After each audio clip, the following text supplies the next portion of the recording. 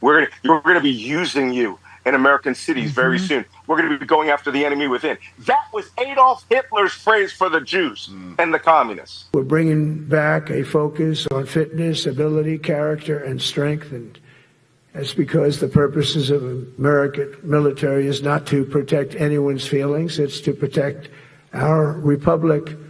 And it's the republic that we dearly love. It's to protect our country. We will not be politically correct when it comes to defending American freedom, and we will be a fighting and winning machine. We want to fight, we want to win, and we want to fight as little as possible. You have to count on people like me to keep you out of wars, because we don't want to go into wars. Many of the wars that I just told you about, we could have entered those wars and settled them in a different way, lose a lot of our troops. And we could have settled them, I guess, differently. Maybe not, actually. Actually, you might not have been able to settle them. We just would have been in the middle of a lot of firepower. But when we do need it, you're going to be so ready.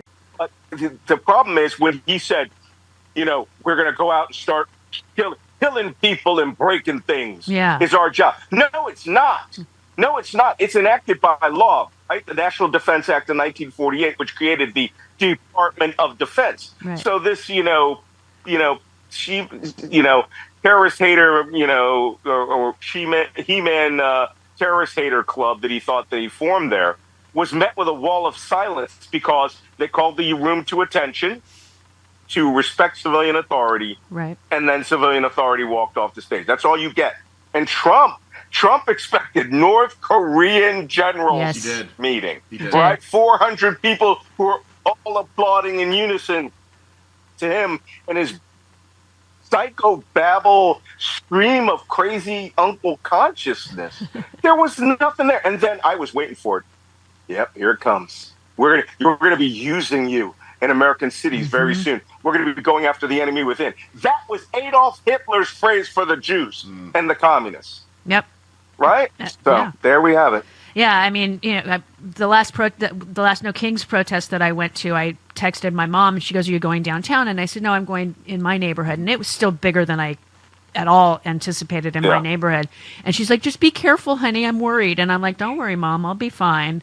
But yeah, I mean, that's my concern. Is part of the reason they want to do this is because the next No Kings-ish rally is October 18th, and they know about it. And so I think they're scared that it's going to be bigger.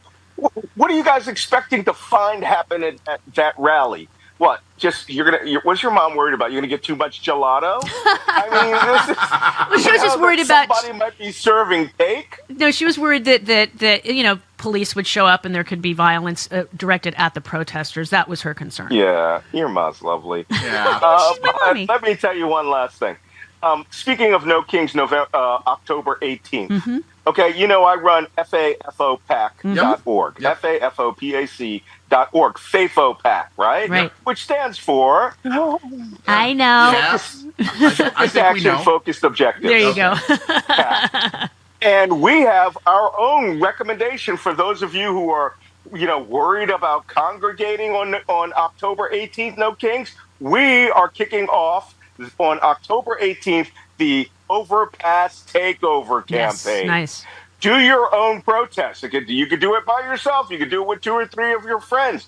Put a sheet up that says, release the Epstein files or, FDT or whatever you want. But if you put it on an overpass and be up there on the morning of the 18th, waving American flags, playing ABBA, and having a dance party, you will lock into the mindset of every person who is driving under you for no less than 15 minutes. Mm-hmm.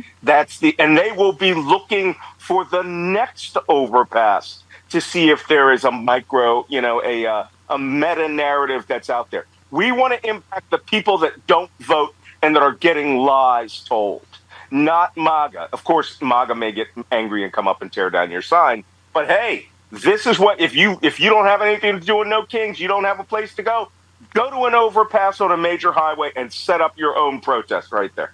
That's a great idea. I completely approve of that idea. Yep. Absolutely. Well, thank you so much, Malcolm. You stay safe in your secret mission, okay? I will, believe me. All right. Beer o'clock over here. Have some nice beer o'clock beer. Yes. All right. All right. Bye-bye. Thanks, Malcolm. Bye, Bye-bye. sir. If you're a homeowner in America, you need to listen to this. The FBI has been warning about a type of real estate fraud on the rise called title theft. Yikes. And your equity is the target.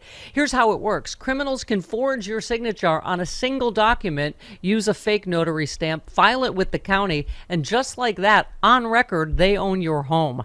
Using your ownership, they can take out loans against your equity or even sell your property, and you won't even know about it until a foreclosure or a collection notice shows up in your mail. Yeah, that's why I have partnered with Home Title Lock, so you can protect your equity and find out today if you're already a victim.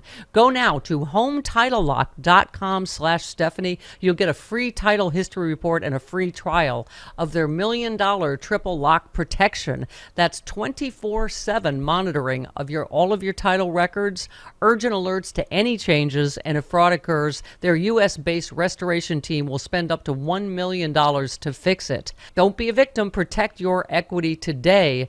Go to HometitleLock.com/Stephanie. One more time, that's HometitleLock.com/Stephanie.